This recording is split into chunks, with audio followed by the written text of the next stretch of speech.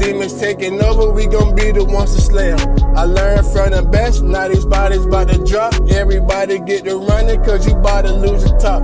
We'll tell the demon king that we gon' take it back. Be ready with them weapons, keep it on our backs. Not in the military, but I'm still a soldier. Episode 9. The Tournament's End. On the human side, their numbers had decreased as many lost their fights, and their lives along with them. However, it wasn't one-sided. Many beasts had lost their fights as well. When a beast did lose, the king made sure to stop the fights before any more deaths occurred by sending beasts into the arena to break them up, just in case the villagers didn't stop, which they did not like. Stop the match when beasts lose, but you all let the humans die. Starting a war by refusing to comply with their rules didn't seem as bad as it had at the beginning, as many had thoughts of trying to escape. Omari felt sorry for the lives lost, yet to him, those losses also meant he was getting closer to being selected, which worried him even more. Another bolt was sent, doing the same as before, hovering over the group before descending. When it did, Omari was the one it chose. Oh hell no, this is it. My time's come. I'm really gonna die. Omari sat frozen, heart pounding, not daring to move a muscle. Then, as the bolt landed on the beast's side, a naked woman stepped forward. Long dark hair, striking figure, confident as hell, heading straight to the middle. She was more than ready to fight after watching Kong die. The king's eyes burned with fierce fire as he barked. Get up, human. We all saw the bolt touch you. Don't think sitting there is gonna save you.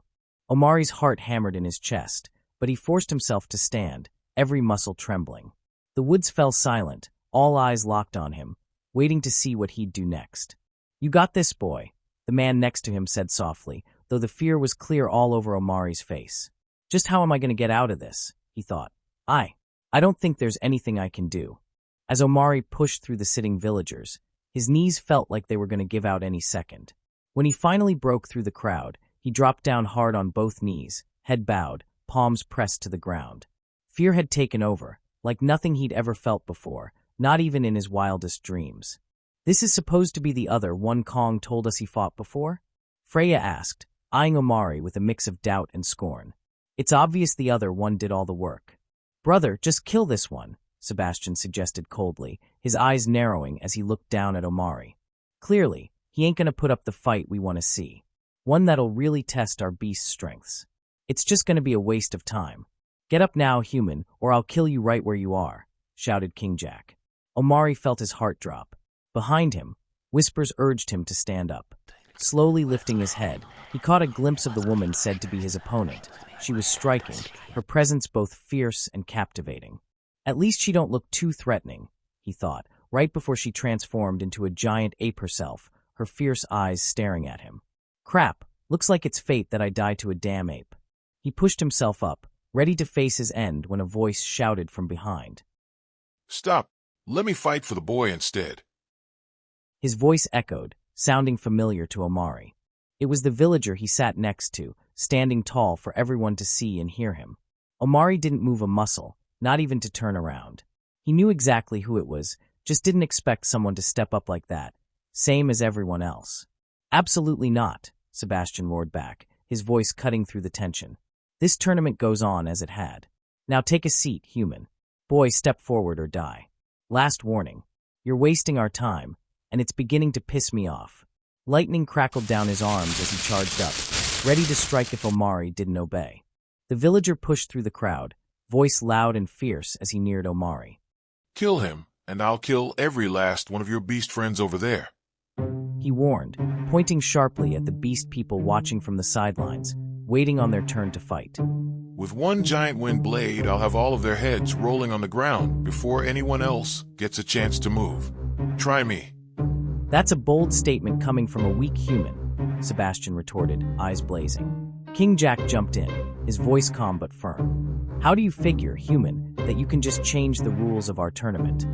Well, the way I see it, I don't recall asking nor signing up for this damn tournament. So fuck you, your rules, your tournament, and all these beasts.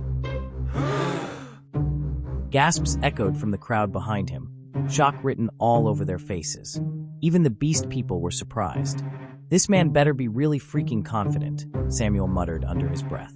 Sebastian slammed the side of his balled fist against the arm of his throne, rising to his feet, pissed off by the disrespect thrown at him and his older brother especially, and even Freya and Georgina. Forget this. He wants to fight. Then I'll fight him. When I'm done with him, we can get back to the damn tournament. Sebastian walked forward without even waiting for a response from anyone. Come on, human, fight me, since you want to fight so badly. After I defeat you, I'll kill your friend right in front of your eyes and let you watch as Carrie feasts on him. Then I will feast on you. The woman shifted back into her human form and went back to where she had come. Even in all the chaos, Omari couldn't help but watch her walk away. Fear didn't mean he'd stop admiring a woman. Besides, having a strong ally ready to fight for him gave him a bit of relief. Omari was young and hadn't experienced very much. He had never seen a naked woman before. Go sit back down, I got this. I got this, said the villager as he stepped forward.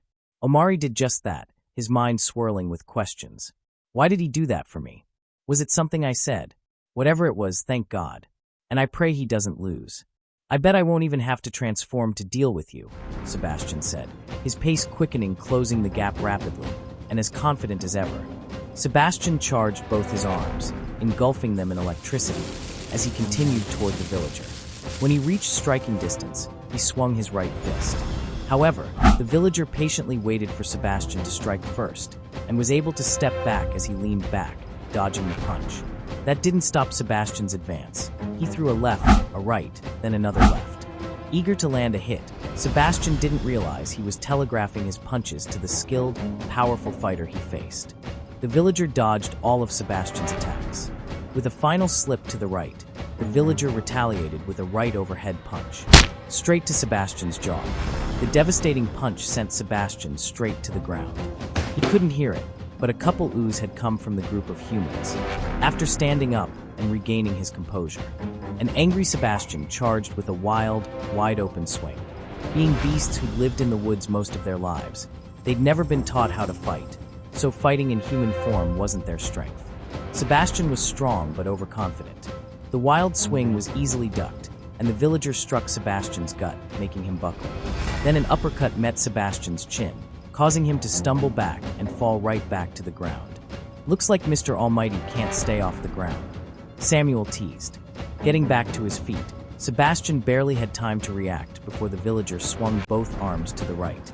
Controlling the wind, the villager flung Sebastian off to his right, lifting his feet completely off the ground. Thrown so hard, Sebastian crash-landed just inches before flying into a group of beasts.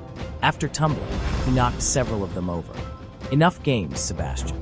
End this so we can resume the tournament, shouted Jack from his throne.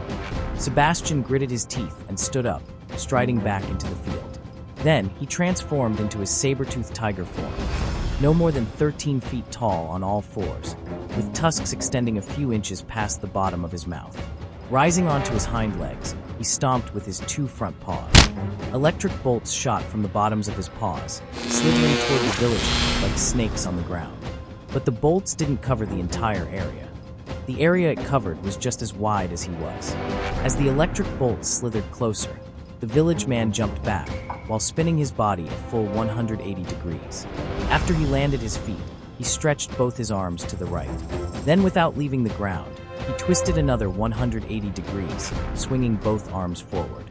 After he completed the motion, black mist surged forward like powerful airwaves toward Sebastian. So fast and strong, the black wind reached Sebastian before his attack could land. Dirt and debris exploded outward with the force, blasting Sebastian and the beast people behind him backward. They were all lifted off the ground, flying far into the woods, some crashing into trees.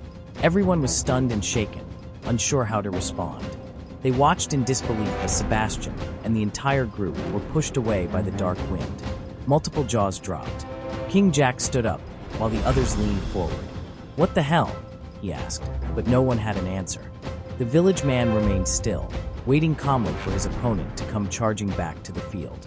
"He just swept them all away," said one of the female villagers. "Wow, this man really is strong, but just how strong is he?" another inquired.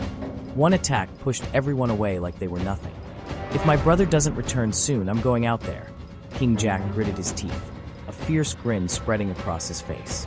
Moments later, Sebastian came charging at him full force, closing the distance fast. The villager retook his stance, eyes sharp, waiting to dodge or counter Sebastian's next attack. Sebastian wanted to make sure his strike would connect after witnessing the villager's overwhelming power, so he thought fast. Just as he closed the distance, he shifted into human form, dropped low, and launched a powerful punch straight at the villager's midsection, a move he had quickly picked up from the villager himself. The surprising, heavy blow caused the man to buckle. Transforming back into his tiger form, Sebastian slammed his huge paw onto the man while he was disoriented. The man fell onto his back, a large paw pressing down on him. From his chest down, Sebastian's paw sat firmly, holding him in place. A sinister laugh escaped his lips. "I learned that punch from you. How did it feel? Told you I'd teach you some respect. Just because you defeated a weakling doesn't mean you have what it takes to face a lord. That was a fun fight, but your defeat was inevitable. My brother and I are the two strongest beasts in the world. Now since you've pissed me off, I'm going to eat you alive first. Right here and now." Suddenly, the man began to chuckle himself, catching Sebastian off guard a moment as he cocked his head to the side. "What's the matter with you, human? You're the one about to be eaten. So what's so funny?" Oh, I just find it funny that. Was all he said right before the villager quickly took a deep breath, as deep as he could. Then, letting it out, he blew with all his might. Using the power of his gift, he sent the giant tiger flying clean off him and straight up into the air like a rocket. Quickly standing to his feet, the man got into his stance and readied himself to throw a black wind blade straight at Sebastian. "Oh no," said King Jack, springing to his feet. He transformed and charged after the villager. The people began to panic. That you actually thought you won. The villager shouted, throwing the wind blade. It passed cleanly through his foreleg, so clean and swift, he didn't even feel it. As he descended back to the surface, his legs separated from the rest of him. It was then he realized what had been done. King Jack dove at the man, trying to tackle him with his massive body, but hearing something coming towards him, the man ducked just in time, letting King Jack fly right over him. Sebastian crash-landed near the man shortly after, yelling at the top of his lungs at the sight of his dismembered foreleg. Transforming into human form, it was his right arm, just below the elbow. The village man placed his arm across his chest, as if ready to throw another black wind blade, while putting one foot on Sebastian's chest, the same way Sebastian had done to him. If you make another charge at me, King, I will cut your brother's head clean off. And that goes for your friends over there too," he shouted, pointing towards Freya and Georgina with his other hand. King Jack halted. He was just about to do just that, but when those words hit his ears, it was like his legs stopped on instinct. It was the love and care he had for his younger brother. The man pressed down with his foot. "You like how this feels? I learned it from you." He taunted. King Jack didn't move, just turned his head to look at the group of humans. He began to charge up a huge lightning strike, one that would hit them all at once. They're off limits too. In that moment, the other beast people began to arrive. You better tell them to calm down as well. The king ceased his attack, telling everyone not to do anything either, as he grinned through his teeth. Now, all of you listen up. This bullshit tournament is over. You, your lords, or someone better tell us how to get back home. And you're gonna watch us leave, whether you like it or not, or your brother will die right here. If you dare send an army of beast bastards to Wakahira, I promise you, none of your men will make it out alive. Yeah, we might take casualties, but nothing compared to the men you lose. As you saw, my gift lets me control the wind around me. I can make it stronger, weaker, or even deadlier. I'm a former military man, and through the years, I found no greater pleasure than getting stronger. So, I trained as hard as I could, pushing my body through hell, and it paid off. I've evolved my gift to the next level, and I can do essence surge as well. The point in me saying that is even with me this strong, there are plenty in Wakahira, across the whole kingdom, who are just as strong, if not stronger. Don't let your victories fool you. My advice? Leave us alone and get on with your stupid search already. If you don't know your own people's real potential or strength, then you all suck as leaders. The humans could hardly believe their eyes or ears. He claimed to be a veteran, yet none of them recognized his face. Could it be because the man appeared to be in his 50s? It's possible he completed his service long before they joined, which makes sense since everyone left but Omari and Samuel looked to be in their 30s. That's probably why no one recognized him. Do not insult our leadership, human. Little do you know we've been doing all this to strengthen our beasts. Once we find what we're looking for, we'll return with the power of the demons. Then, we'll pay your kingdom another visit, and see just how confident you really are. So go ahead, leave if you want. It doesn't matter. We'll just take all our victors from yesterday and today's matches. So tell us how to get back then. The man demanded.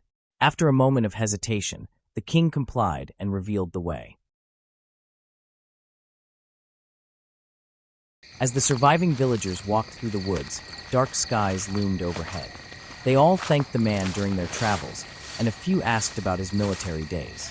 But the one he really wanted to talk to was Omari, who walked at the back of the group with a lot on his mind. He wasn't sure how to face his parents after missing the trials. His father worried him the most.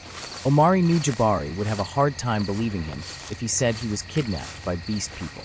He could tell by the look on his father's face when he and Zuri first told him about the one named Kong during their first encounter. The man stopped walking to let Omari catch up. Omari kept his head down the whole time until he reached him. Once side by side, the man quickly placed his left arm across Omari's chest, signaling him to stop. He was trying to put some distance between them and the rest of the group. Then, removing his arm, he nodded for them to keep moving once they had enough space. Sir, I gotta thank you for what you did for me, personally. I wouldn't have lasted 2 seconds if I had to fight that gorilla woman. Yeah, the whole kingdom could see that. I appreciate the thanks, but I didn't want to talk to you just for that. I wanted to talk because of what you told me. And honestly, that's the only reason I did what I did. Omari was taken aback. He searched briefly through his memory bank, trying to figure out what he could have said that made the man want to fight for him. Especially if, otherwise, he would have just sat back and watched him die. I can see you're confused. So let me just tell you, I did that for you because you told me I look like your best friend. In that moment, Omari was even more taken aback. Just because he told him he resembles his best friend, that didn't make sense. It wasn't like he even knew who Zuri was, or at least, that's what Omari figured. Because of who you told me your best friend is Zuri. Zuri Diallo. I'm her biological father. You confirmed it for me when you mentioned her mother's name, Fatima Diallo. I know you didn't say their last names, but you didn't have to. It's true. I look just like my daughter.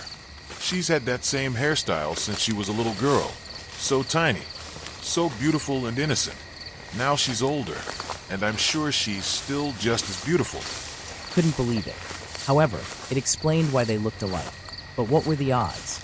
He thought back to when Zuri told him about her father just a few days ago, how she still wished she could train with him, even though she'd been training with him and Jabari. Plus, that time they were standing by the water well.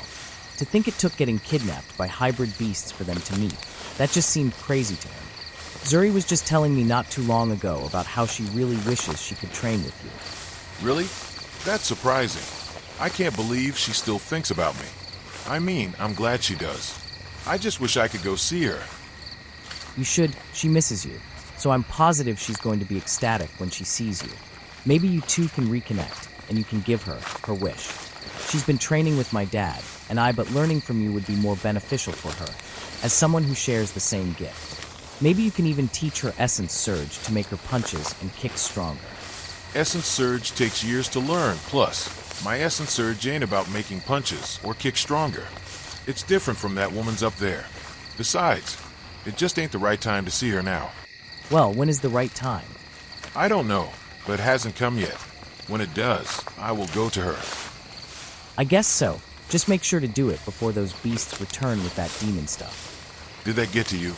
Those crazy beasts don't know anything about being a demon praiser. I don't either, but I could learn faster than those stupid animals. Demon praisers always end up dead. That's one thing I do know for sure. It's like bad karma or something. You're pretty much separating yourself from God. I'll be sure to keep that in mind, just in case I ever get the idea, joked Omari. By the way, you said your Essence Surge was different from the lady up there. In what way? The Essence Surge I learned holds the name Concentration. Like I said, there are 5 stages of it. However, I apologize. for not being clear earlier. What I should have said was, there are 5 different types of essence surge. Like the young lady, it emits a glow. Unlike hers, the glow is blue, not red. With concentration, I can dodge any attack my opponent throws at me, no matter how it's delivered. It's incredibly powerful, but also very difficult to master. Not getting hit. Sounds like the essence surge I would want to learn, he said with a small grin. It sounds perfect for me. Nah, I think learning adrenaline would suit you better. It emits a silver glow, in case you were going to ask. But honestly, you're young. You can always learn them both. Omari and Zuri's father conversed for almost the entire journey back, a welcome distraction from his earlier thoughts. They heard animals and other creatures along the way, but no one felt alarmed or threatened. After all, what were normal-sized regular beasts compared to the hybrid 12 or 13-foot-tall gifted beasts that everyone except Omari and Samuel had to face? After hours of walking, the pack finally reached the treeline. They could have gotten there sooner, but whenever someone needed to pee or otherwise, the whole pack stopped and waited. Well, looks like this is where we part ways, Omari. It was nice talking to you, and remember to have some confidence in yourself. Thank you, sir. And I mean it. Thank you for everything. You literally saved my life. Anything you ask of me, I'll do it, I promise. Anything? You promise? Well, how about this? Don't tell Zuri or Fatima you ever met me. How about you keep that in the back of your head along with the rest of your little secrets? Huh. Tell her about this adventure if you want, but make sure to leave me out of the story. Omari's eyes opened wide. But sir, that's no little secret. That's a big secret. Gigantic even. How do you expect me to hold that kind of water? Zuri is literally like a sister to me. Remember, you already promised, so you must keep your word. Zuri's father said before departing. Omari didn't know how he would keep something like this from his best friend, yet he didn't want it to be another worry on his mind. Everyone departed, thankful to have returned to Wakahira. Omari took a few deep breaths as he stood right in front of the front door, feeling hesitant to knock. Omari waited a few moments. When there was no answer, he knocked once again. Then again, a bit louder than the first 2 times.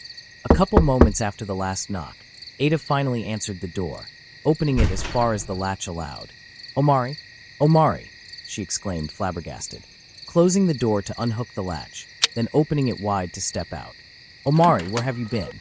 Are you hurt? She asked, concerned as she embraced him with a tight hug. Yes, Mom. I'm okay, which is crazy, Omari replied, surprised himself.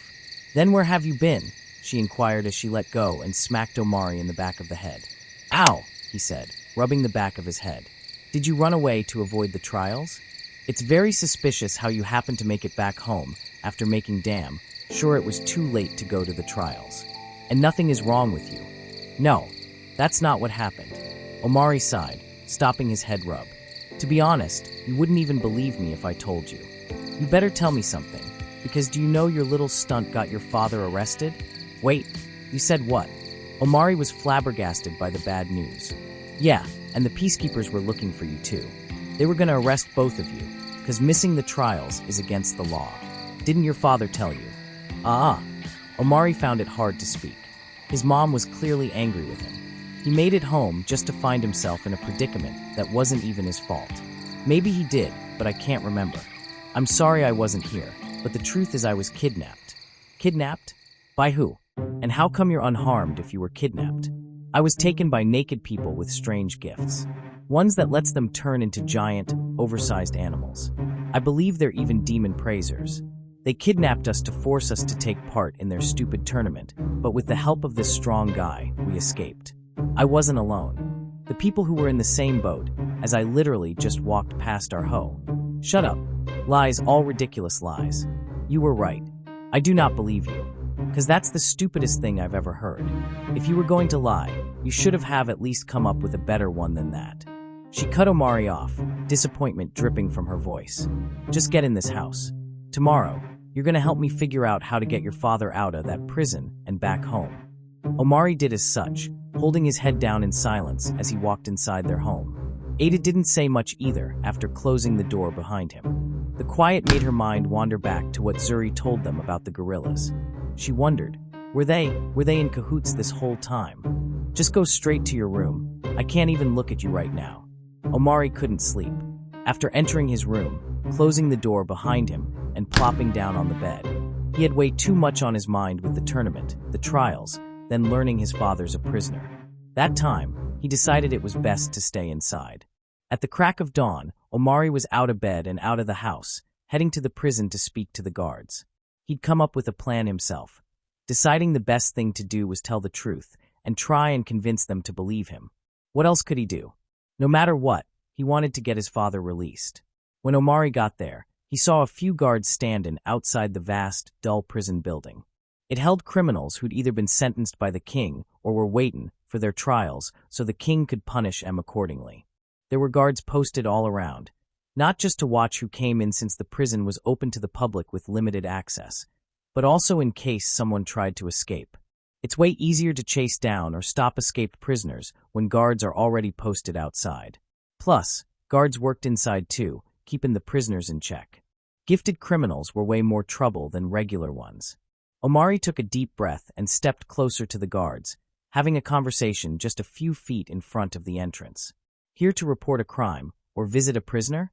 One of the guards inquired. His name was DeMarcus. Neither, Omari answered nervously. I need to talk to y'all about something important so I can get one released.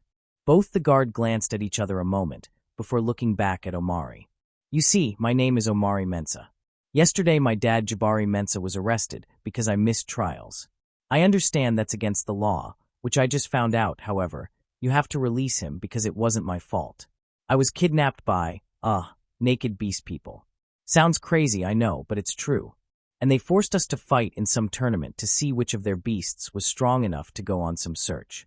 They are apparently demon praisers if that helps, but you gotta believe me. My dad is in there, my mom is pissed, and I don't know what else to do. Throwing his arms up, then back down to his side. They both looked at each other once more. DeMarcus tried his best to hold his laugh. What did you say your name was again? Omari Mensah? Yeah, I believe we just heard about you. Glad you decided to come by. Come right on in. I'll take you to the person you need to talk to, said DeMarcus as he opened the door and held it for Omari. Thank you, sir. I appreciate it, Omari replied, stepping in first with a mix of relief and determination. The inside of the prison was a dark, cold place. Gray brick walls stretched up on either side of the narrow hallway, worn and stained from years of neglect. Cells lined both sides, their heavy metal bars casting long shadows in the dim, flickering light. The air was thick with the smell of damp stone and rust. Because all the prisoners were asleep, it was silent, but every step echoed loudly against the hard floor, making the silence feel heavy. Moments later, they had walked Omari back towards the prisoner cells, arriving at the exact same cell where they kept Jabari, accompanied by another guard who led the way. Dad, Omari called out softly. Wake up, it's me. He noticed his father lying on the hard ground, resting on top of a thin blanket that appeared to have never been washed, covered by another. Jabari was backed up against the dull gray walls. At least he had a pillow, but the cold, rough surroundings made the place feel even more unforgiving. Omari, is that you? Jabari asked, rubbing his eyes. He'd been asleep until he heard Omari speak. Slowly, he began to sit up. The guard guiding Omari to the cells had opened the gate, making an ominous creaking sound. Once it was open wide enough, DeMarcus shoved Omari inside without any warning. Then the door slammed shut and locked quickly. You should have come up with a better excuse before confessing to a crime. Saying you're here to release someone? Never heard that one before. Gotta admit, it was pretty funny though. Kidnapped by naked animal people. I'm not lying. I was really kidnapped by animal people, or whatever they were. They took us and forced us to fight. The two guards laughed as they all walked away. Omari, Jabari called out, making Omari spin around 180 degrees. I know you didn't come up here telling these people some ridiculous story about you being kidnapped by beasts. Did you and Zuri scheme that up? Or did you put her up to it? Giant gorilla this, giant gorilla that. That's all I heard from her yesterday. Tell the truth. You ran away and thought that stupid story would be a good cover-up. Omari didn't even know what to say in that moment. All he could do was look at his father, a tear forming in one eye.